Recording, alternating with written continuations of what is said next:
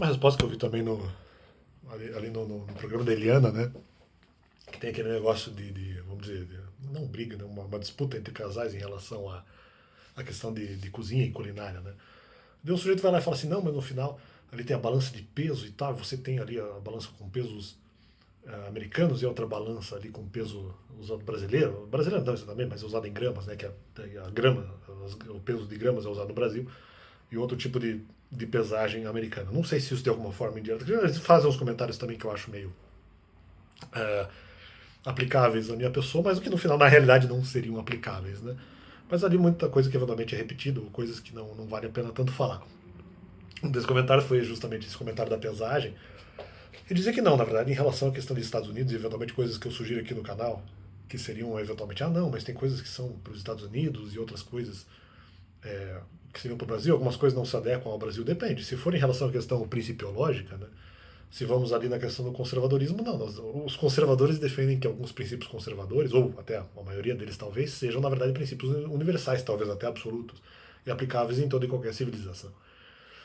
Então não importa o país. Né? Claro que eu acho que isso pode ser um exagero. Eu acho que não há. Eu acho que há princípios conservadores que não são necessariamente aplicáveis em todas as localidades, ou até aplicáveis de maneira adaptada. Né? Adaptável, o princípio seria aplicável, mas adaptável a cada localidade. Em que usado, em que colocado. E outra coisa, é que na verdade eu também entendo que muitos desses princípios teriam que ser adaptados à Bíblia. Então, na verdade, a Bíblia, sim, aí é mais universal e mais absoluta ainda, entre aspas, né?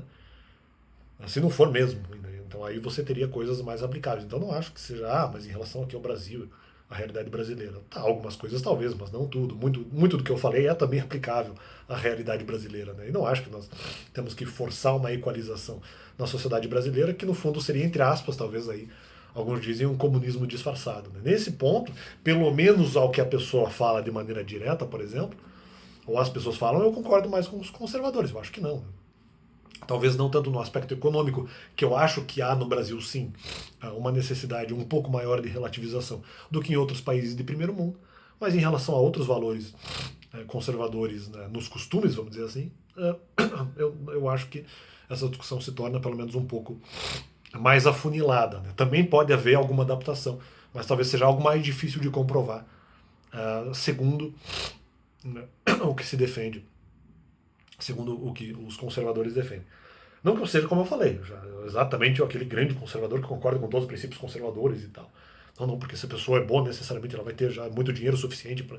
Acho que não é bem assim que funciona. Acho que é assim, uma certa, entre aspas, por vezes, malandragem dos conservadores tentando pagar de santos por meio da questão do trabalho. Né? O que eu venho, de certa forma, verificando cada vez mais nos últimos anos. Não em relação à minha pessoa, mas em relação a outras pessoas que querem pagar. Não, seu trabalho tem dia não, que Deus confirmou aqui a questão da prosperidade, e quando isso não é necessariamente verdade. Muitas vezes não é. Por vezes pode até ser. Por outras não é. Acho que tem outros valores que os conservadores acabam esquecendo, principalmente no que diz a impositividade argumentativa, ou mesmo em outras grandes questões.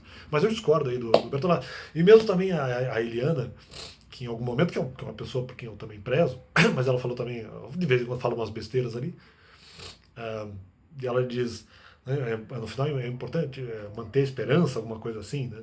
Não em relação a essa questão do Bertolazzi, mas a Helena vai lá e fala, não, mas tem esperança. O importante é não perder a esperança, alguma coisa assim.